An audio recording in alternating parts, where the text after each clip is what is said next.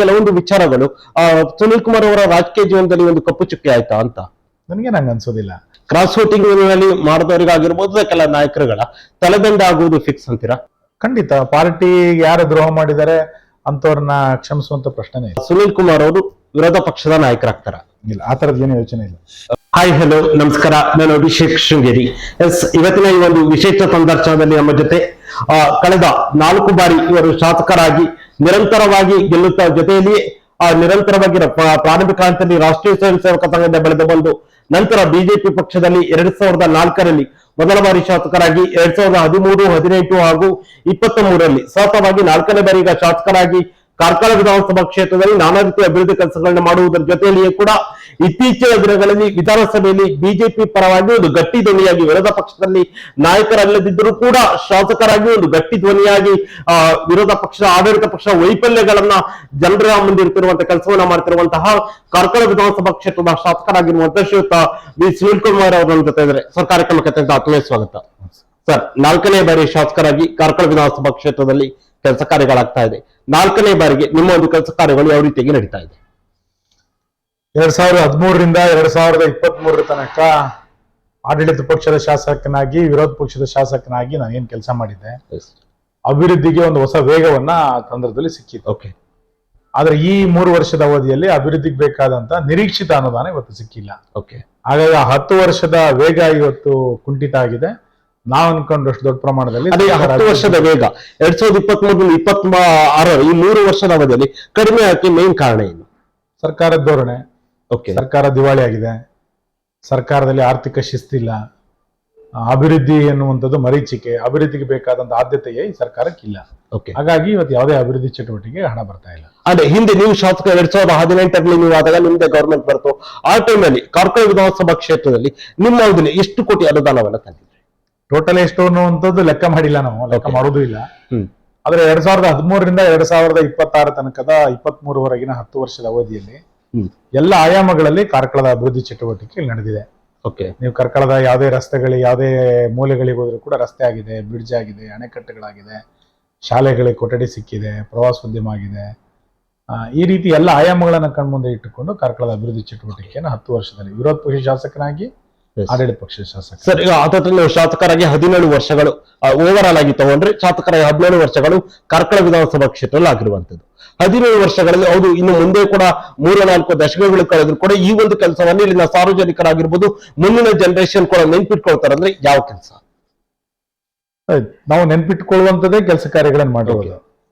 ನೀವು ಗ್ರಾಮಗಳಲ್ಲಿ ಸೇತುವೆಗಳು, ವಿದ್ಯುತ್ಗಳು, ಇದು ಯಾವುದೂ ಕೂಡ ಸಂಪರ್ಕಕ್ಕೆ ಇರಲಿಲ್ಲ ನಮ್ಮ ಕ್ಷೇತ್ರದ ತಾಲೂಕಿನಾದ್ಯಂತ. ಅದೆಲ್ಲದನ್ನು ಕೂಡ ಒದಗಿಸಿದ್ದೇವೆ.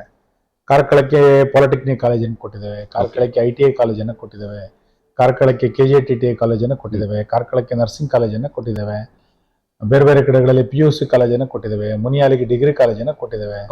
ಕಾರ್ಕಳದ ಗೌರ್ಮೆಂಟ್ ಆಸ್ಪತ್ರೆಯನ್ನ ಆಧುನೀಕರಣಗೊಳಿಸಿ ಅದನ್ನು ವ್ಯವಸ್ಥಿತಗೊಳಿಸುವಂತ ಪ್ರಯತ್ನವನ್ನ ಮಾಡಿದ್ದೇವೆ. ಕಾರ್ಕಳಕ್ಕೆ ಹೊಸ ಮೆಸ್ಕಾಂ ಕಚೇರಿ ಬಂದಿದೆ. 4 ಕಡೆಗಳಲ್ಲಿ ಡಿವಿಷನ್ 33 KV ಸ್ಟೇಷನ್, ಹೊಸ ಸ್ಟೇಷನ್ಗಳನ್ನು ಮಾಡಿ ಲೋ ವೋಲ್ಟೇಜ್ ಆಗದಂತೆ ಕಾರ್ಕಳದಲ್ಲಿ ಮಾಡಿದ್ದೇವೆ. ಥೀಮ್ ಪಾರ್ಕ್ ಅನ್ನು ಮಾಡಿದ್ದೇವೆ. ಕೋಟಿ ಚೆನ್ನಯ್ಯ ಥೀಮ್ ಪಾರ್ಕ್ ಆಗಿದೆ, ಪರಶುರಾಮ ಥೀಮ್ ಪಾರ್ಕ್ ಆಗಿದೆ, ಯಕ್ಷರಂಗಾಯಣ ಆಗಿದೆ. ಎಣ್ಣೆಹೊಳೆ ಅಂತ ಸ್ಥಳಗಳನ್ನ ಸೇರಿಸಿಕೊಂಡು 250ಕ್ಕೂ ಹೆಚ್ಚು ವೆಂಟೇಜ್ ಡ್ಯಾಮ್ಗಳನ್ನು ಮಾಡಿದ್ದೇವೆ. ಇವೆಲ್ಲವೂ ಕೂಡ ಮುಂದಿನ 10-20 ವರ್ಷಕ್ಕೆ ಕಾರ್ಕಳಕ್ಕೆ ಬೇಕಾಗಿದೆ. ನೀವು ಮಾತಾಡ್ತಾ ಇದ್ರಿ ಪರಶುರಾಮ ಥೀಮ್ ಪಾರ್ಕ್ ನ ಕುರಿತ ಮಾತಾಡ್ರಿ. ಬಹುಶಃ 2023 ವಿಧಾನಸಭೆ ಚುನಾವಣೆ ಮುಗಿದ ನಂತರ ಪರಶುರಾಮ ಥೀಮ್ ಪಾರ್ಕ್ ನ ವಿಚಾರ ದೊಡ್ಡ ಮಟ್ಟದಲ್ಲಿ ಒಂದು ಗೊಂದಲಕ್ಕೆ ಕಾರಣವಾಯಿತು. ಅಂದ್ರೆ ಸುನೀಲ್ ಕುಮಾರ್ ಅವರನ್ನ ರಾಜಕೀಯವಾಗಿ ಅಥವಾ ರಾಜಕೀಯ ವ್ಯವಸ್ಥೆಯಲ್ಲಿ ಎಲ್ಲೋ ಒಂದ್ ಕಡೆ ಮುಗಿಸುವ ಯತ್ನ ಈ ಪರಶುರಾಮ ಥೀಮ್ ಪಾರ್ಕ್ ನ ಮೂಲಕ ವಿರೋಧಿಗಳು ಮಾಡಿದ್ರು ಅಂತ ಅನ್ಸತ್ತಾ? ಅಲ್ಲ, ಕಾರ್ಕಳವನ್ನ ಯಾರು ಪ್ರೀತಿಸ್ಲಿಲ್ವೋ ಅಂತವ್ರೆಲ್ಲರೂ ಕೂಡ ಈ ಯೋಜನೆಗೆ ಕಲ್ಲು ಹಾಕುವಂತ ಕೆಲಸ ಮತ್ತು ಕಾರ್ಕಳದ ಬಗ್ಗೆ, ಥೀಮ್ ಪಾರ್ಕಿನ ಬಗ್ಗೆ ಅಪಪ್ರಚಾರವನ್ನು ಮಾಡುವಂತ ಕೆಲಸವನ್ನು ಮಾಡ್ತಾ ಬಂದಿದ್ದಾರೆ.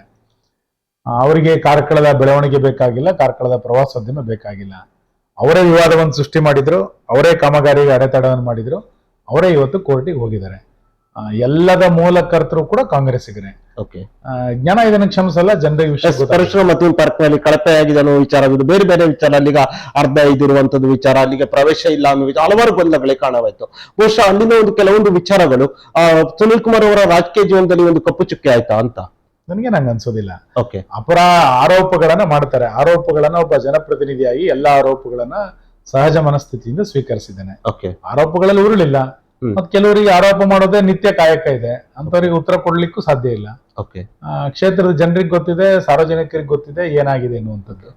ಅದೆಲ್ಲದನ್ನು ಮೀರಿ ನಮ್ಮ ಕಾರ್ಯಕರ್ತರ ತಂಡ ಇದೆ, ಅದನ್ನೆಲ್ಲದನ್ನು ಮೀರಿ ನಿಲ್ತಾರೆ.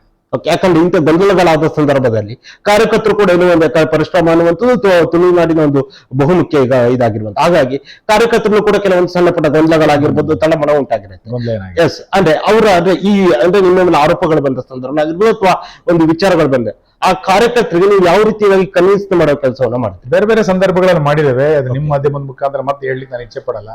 ಮತ್ತೆ ಇನ್ನು ಸಾರ್ವಜನಿಕವಾಗಿ ಚರ್ಚೆ ಮಾಡಲ್ಲ ಅನ್ನುವಂಥದ್ದನ್ನು ಕೂಡ ನಾನು ಹೇಳಿದ್ದೇನೆ. ಓಕೆ. ಮತ್ತೆ ಇನ್ನು 10 ಬಾರಿ ಹೇಳಿದ್ದೇನೆ. ಇದಕ್ಕೆ ಏನೇನ್ ಸರ್ಕಾರ ಏನೇನು ಮಾಡಿದೆ, ಸರ್ಕಾರದ ಕಡೆ ಏನೇನ್ ಲೋಪ ಆಗಿದೆ, ಮತ್ತು ವಿರೋಧಿಗಳು ಏನೇನು ಮಾಡಿದ್ದಾರೆ ಎಲ್ಲದನ್ನು ಕೂಡ 10 ಬಾರಿ ಸಭೆಯಲ್ಲಿ ಹೇಳಿದ್ದೇನೆ, ಪತ್ರಿಕಾಗೋಷ್ಠಿಗಳಲ್ಲಿ ಹೇಳಿದ್ದೇನೆ. ಮತ್ತೆ ಇದನ್ನು ಸಾರ್ವಜನಿಕವಾಗಿ ಚರ್ಚೆ ಮಾಡೋದಿಲ್ಲ. ಜನರಿಗೆ ಆ ಯೋಜನೆ ಬೇಕು ಅಂತಂದ್ರೆ ಅದು ಮುಂದುವರಿಲಿ. ಈಗ ಸರ್ಕಾರ ಉಪಮುಖ್ಯಮಂತ್ರಿಗಳು ಕಾರ್ಕಳಕ್ಕೆ ಬಂದಾಗ್ಲೇ ಹೇಳೋಗಿದ್ರು, ನಾನು ಮುಂದಿನ ಚುನಾವಣೆ ತನಕ ಇದನ್ನ ಉಳಿಸ್ಕೊಳ್ತೀವಿ ಅಂತ. ಪರಶುರಾಮ ಥೀಮ್ ಪಾರ್ಕ್ ಬಿಜೆಪಿಗೆ ಚುನಾವಣೆ ವಸ್ತು ಅಲ್ಲ, ಬಿಜೆಪಿಗೆ ಅದು ಪ್ರವಾಸೋದ್ಯಮದ ವಸ್ತು. ಕಾಂಗ್ರೆಸ್ಗೆ ಅದು ಚುನಾವಣೆ ವಸ್ತು ಆಗಿದ್ರೆ ಅದು ಚುನಾವಣೆ ಬಳಸ್ಕೊಳ್ಳಿ, ನಮಗೆ ಅದು ಚುನಾವಣೆ ವಸ್ತು ಅಲ್ಲ. ಓಕೆ. ಅದೇ ರೀತಿಯಲ್ಲಿ ಇತ್ತೀಚಿನ ಬೆಳವಣಿಗೆಯನ್ನು ಮಾತಾಡಿದ್ರೆ ಆ ಕ್ರಾಸ್ ವೋಟಿಂಗ್ ವಿಚಾರ ರಾಜ್ಯ ಮಟ್ಟದಲ್ಲಿ ಆಗೋದು, ರಾಷ್ಟ್ರ ಮಟ್ಟದಲ್ಲಿ ಕೂಡ ಅದು ಸದ್ದನ ಮಾಡ್ತದೆ. ಯಾಕಂದ್ರೆ ರಾಷ್ಟ್ರದಲ್ಲಿ ಎಲ್ಲಾ ಕಡೆಯೂ ಕೂಡ ಬಿಜೆಪಿಗೆ ಬೇರೆ ಪಕ್ಷ ಶಾಸಕರು ಬರ್ತಾ ಇದ್ದಾರೆ, ಪಕ್ಷವು ಕೂಡ ಕೆಲವೊಂದು ವಿಲೀನ ಭಾಗದಲ್ಲಿ ಅವರು ಹಲವಾರು ಘಟನೆಗಳನ್ನ ನೋಡ್ತಾ ಇದ್ವಿ. ರಾಜ್ಯದಲ್ಲಿ ಈ ಒಂದು ಗೊಂದಲಕ್ಕೆ ಕಾರಣ ಏನು? ನಿಜ, ಅಡ್ಡ ಮತದಾನದಿಂದ ಸ್ವಲ್ಪ ಇರಸು ಮುರುಸು ನಮ್ಮ ಪಾರ್ಟಿಗೆ ಆಗಿದೆ. ಈಗಾಗಲೇ ಅದಕ್ಕೆ ಸಮಿತಿಯನ್ನ ರಚನೆ ಮಾಡಿದರೆ ರಾಜ್ಯಾಧ್ಯಕ್ಷರು, ವಿರೋಧ ಪಕ್ಷದ ನಾಯಕರು, ರಾಷ್ಟ್ರೀಯ ನಾಯಕರಿಗೆ ಇದರ ವರದಿಯನ್ನ ಕೊಟ್ಟಿದ್ದಾರೆ. ಸಿ.ಟಿ. ರವಿ ನೇತೃತ್ವದಲ್ಲಿ ಒಂದು ಸಮಿತಿಯ ರಚನೆ ಆಗಿ ಆ ಸಮಿತಿಯ ವರದಿ ಕೂಡ ಬಂದಿದೆ. ಇದೆಲ್ಲದನ್ನು ತುಲನೆ ಮಾಡಿ ಯಾರು ಪಾರ್ಟಿಗೆ ದ್ರೋಹ ಮಾಡಿದರೆ ಅಂತವ್ರ ಮೇಲೆ ಕ್ರಮವನ್ನ ಖಂಡಿತ ರಾಜ್ಯ ನಾಯಕತ್ವ, ರಾಷ್ಟ್ರ ನಾಯಕತ್ವ ತೆಗೆದುಕೊಳ್ಳುತ್ತೆ. ಮುಂದೆ ಈ ರೀತಿ ಆಗದಂತೆ ಎಚ್ಚರಿಕೆಯನ್ನ, ಅವಲೋಕನವನ್ನ ನಮ್ಮ ಪಾರ್ಟಿ ಮಾಡುತ್ತೆ. ಕ್ರಾಸ್ ವೋಟಿಂಗ್ ಮಾಡಿದವರಿಗಾಗಿರ್ಬೋದು, ಕೆಲ ನಾಯಕರುಗಳ ತಲೆದಂಡ ಆಗುವುದು ಫಿಕ್ಸ್ ಅಂತೀರಾ? ಖಂಡಿತ ಪಾರ್ಟಿ ಯಾರು ದ್ರೋಹ ಮಾಡಿದ್ದಾರೆ ಅಂತವ್ರನ್ನ ಕ್ಷಮಿಸುವಂತ ಪ್ರಶ್ನೆನೇ ಇಲ್ಲ. ಓಕೆ. ಈಗ ಯಾಕಂದ್ರೆ ಹಿಂದೆ ನಾವು ವಿರೋಧ ಪಕ್ಷ ಬಿಜೆಪಿ ಆಡಳಿತ ಪಕ್ಷದಿತ್ತು 2021-22 ಸಂದರ್ಭದಲ್ಲಿ ವಿರೋಧ ಪಕ್ಷವಾಗಿ ಕಾಂಗ್ರೆಸ್ ಯಾವ ರೀತಿಯಾಗಿ ಬಿಜೆಪಿ ಆರೋಪಗಳನ್ನ ಮಾಡ್ತಾ ಇತ್ತು, ಹೋರಾಟಗಳನ್ನ ಮಾಡ್ತಾ ನೋಡ್ತಾ ಇತ್ತು. ಆದ್ರೆ 2023ರಲ್ಲಿ ಕಾಂಗ್ರೆಸ್ ಹೋರಾಟಗಳು ನೋಡಿದ್ರೆ ಒಂದು ರೀತಿ ಕಡಿಮೆ ಆಗಿದ್ಯಾ ಅಂತ? ಹೋರಾಟ ಏನ್ ಕಡಿಮೆ ಆಗಿಲ್ಲ, ಹೋರಾಟ ಮಾಡೇ ಮಾಡ್ತಿದೀವಿ. ದಿನಕ್ಕೊಂದು ವೈಫಲ್ಯಗಳನ್ನು ಮಾಡ್ತಾ ಕೂತ್ರೆ ಪ್ರತಿದಿನ ಹೋರಾಟ ಮಾಡ್ಲಿಕ್ಕೆ ಶಕ್ತಿ ಖಂಡಿತ ಕಡಿಮೆ ಆಗಿರ್ಬೋದು. ಪ್ರತಿದಿನ ಹಗರಣ ನಡೆದಿದೆ. ಮೊದ್ಲೆಲ್ಲ ವರ್ಷಕ್ಕೊಂದು ಹಗರಣ ನಡೀತಿತ್ತು, ಏನೋ ಗೊತ್ತಿಲ್ಲ. ಈಗ ಪ್ರತಿದಿನ ಹಗರಣ ನಡೆದಿದೆ, ಪ್ರತಿದಿನ ರಸ್ತೆಗೆ ಬರ್ಬೇಕಾದಂತದ್ದು ಅನಿವಾರ್ಯ ಆಗಿದೆ. ಹಾಗಾಗಿ ಇದರ ನಡುವೆ ಸರ್ಕಾರದ ವೈಫಲ್ಯಗಳನ್ನು ಎಲ್ಲೆಲ್ಲಿ ಹೇಳ್ಬೇಕು ಅದನ್ನ ಹೇಳ್ತಾ ಇದೆ. ಇನ್ನಷ್ಟು ತೀವ್ರ ಆಗಬೇಕು ಅಂತ ನಿಮ್ ನಿರೀಕ್ಷೆ, ಜನರ ನಿರೀಕ್ಷೆ ಏನಿದೆ?